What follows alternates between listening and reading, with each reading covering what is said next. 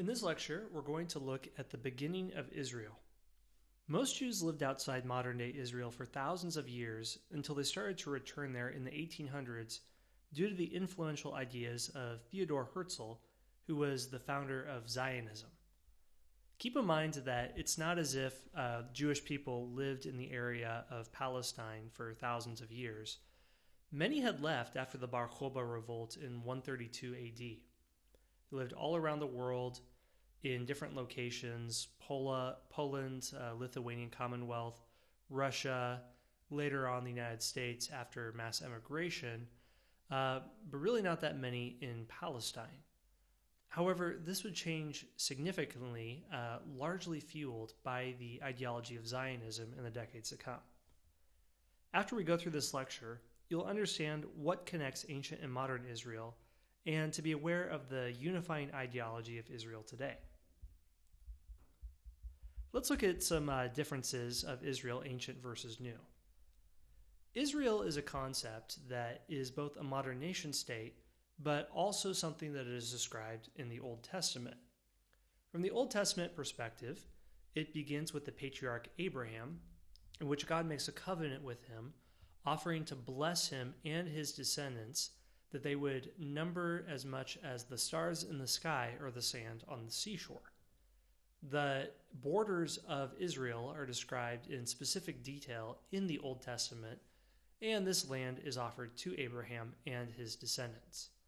This is where the concept of Israel as a nation in the Old Testament appears, and it's seen 4,000 years ago as a Bronze Age society that encounters deportations and captivities by Assyrians, Babylonians, Persians, regains its strength, fights battles against some of the daughter states of Alexander the Great's empire, is then absorbed by the Roman Empire, fights for independence, and then after the Bar Kokhba revolt, many Jews are deported or killed, and the region is renamed Palestine.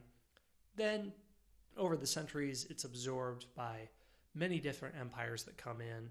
The Byzantines control it, then various caliphates, the Umayyads, the Abbasids, the Fatimids, and the Mamluks fight over it continuously. It's briefly controlled by the Crusaders, then the Ottoman Empire. So the question is, what is the bridge between this ancient state of Israel and the modern state of Israel? Well, believe it or not, it all has to do with journalism. And that is where Theodor Herzl comes in. Theodor Herzl was the intellectual father of modern Israel. He was a Jewish journalist born in Budapest, Hungary, then part of the Austro-Hungarian Empire, and he worked as a foreign correspondent in Constantinople and London. He reported extensively on the political and cultural events of 19th century Europe. It's because of this that he starts his beginning as the founder of Zionism, because he was so intimately aware with the things that were happening in Europe against the various Jewish populations. And this is why many people were compelled to leave Europe and begin waves of immigration to Israel. Herzl was alarmed at the growing anti-Semitism in Europe and Russia. There are many things that are going on at this time. One of the main ones are the Jewish pogroms that are happening in Russia starting in the 1880s and then intensifying in the early part of the 20th century. Essentially what this means is many Jews lived in an area sandwiched between Central Europe and Russia, what is today Poland and the Ukraine. After the emancipation of Russian serfs in the 1860s, many of these jobless people with little to no education go to the cities and are competing with Jews, which some historians think were the main inciters of these riots against the Jews. Also at this time, the reason for growing anti-Semitism is that many Jews in Russia, although they're legally required to stay in the western part, in what's now modern-day Poland and Ukraine, and they can't legally leave this area, were still able to acquire a measure of wealth. There were business and trade networks set up amongst Jews here and also in Europe, And since the Middle Ages, Jews had acquired a measure of wealth as moneylenders and bankers, because according to customary medieval law, a Christian couldn't charge interest. However, a Jew wasn't compelled in the same way under this law, so they could charge interest and thus laid the foundations of financial institutions and banking institutions that allowed them to achieve a fair measure of wealth, but led to the resentment of their Christian neighbors. Well, this becomes a worse problem in the late 19th century. For example, Alexander II, the Tsar, is assassinated in the early 1880s by revolutionaries. Jews are blamed for this. Also, the growing anti-Semitism, while it had existed throughout the Middle Ages in Europe and Russia, now started taking on a scientific overtone.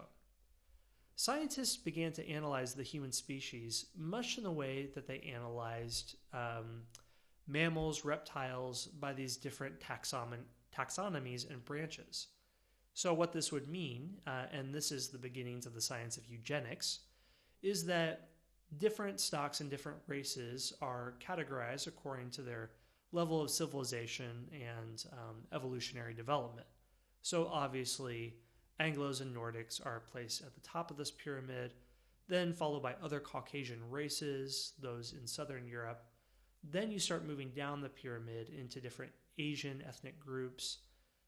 Jews are somewhere in the middle of this pyramid, lower down. And then the bottom of the pyramid are different races of Africans, and Arabs are barely above this. All that to say, there's now a scientific gloss over anti-Semitism, and so this leads to societies formed in Germany and other places wanting to have legal restrictions against Jews, arguing that their inferior level of development can hurt society if they're not marginalized. Such thinking and such laws found its most dangerous expression in Nazi Europe and Nazi Germany in the 1930s. And other forms of anti-Semitism, this comes a little bit later.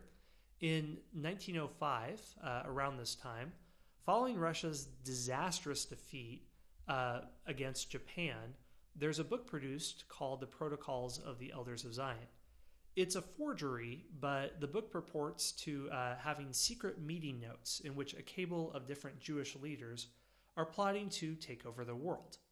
This was passed around and taken as fact by many people in both Europe and America.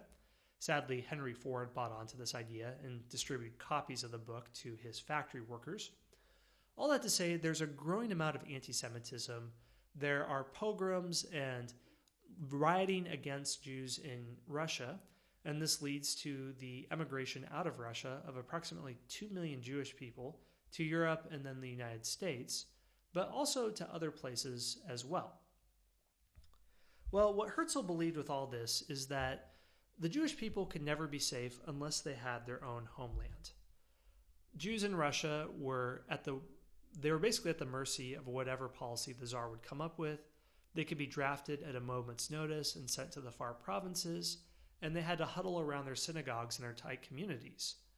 Their safety was never ensured, and Herzl believed that in any country the Jews are always marginalized and persecuted, and true safety can't come about until they have their own homeland. Okay, well that's a great idea, but the question is, where do you build this homeland? At first, the Zionist congresses of the 20th century floated several different possible places, since few Jews had actually lived in Israel since the Bar Kokhba revolt, and Israel wasn't the first place to come to mind. A lot of suggestions were floated around, such as Madagascar, Uganda, or even Far Eastern Russia. And actually in the 1930s, the Soviet Union did set up a Jewish oblast in the Far East Russia as a way to integrate Jews into Soviet society, but also to add more of a population and a defense against China for possible expansion into that area. But all that to say, in the end, they couldn't resist their ancestral homeland. The geographical dimensions of biblical Israel are described in detail in the Old Testament, which added historical and cultural precedents to resettling the region, despite the fact that many of the early settlers were not devout Jews, some of which were even atheists. So it's not to say that early Jewish identity and the early Jewish Zionist movement wasn't completely out of religious conviction. It was largely out of a shared cultural identity of Jewishness and a shared sense of belonging. And also, what brought them together was the mutual persecution they faced, regardless of whether they were devout or not. Furthermore, Israel, or Palestine I should say, seemed open for settlement at this time, having been the province of Palestine under the Ottoman Empire for the last 400 years. It was a relatively unimportant political unit to the Sultan and his bureaucracy thousands of miles away in Istanbul. Here begins the first major influx of Jewish migrants to the Middle East, following the initial wave of Russian Jews from the pogroms in the 1880s. So here they first begin to arrive, and there's a picture of Jewish settlers making an aliyah, a wave of immigration. And that is something that we will talk about more in the next lecture, where we see waves of Jewish immigrants coming through, and this small trickle turns into a flood, completely altering the demographic region of Palestine and shifting it to where before there were only a few Jewish inhabitants. Now there are thousands, then tens of thousands, then hundreds of thousands, ultimately culminating in the nation of Israel.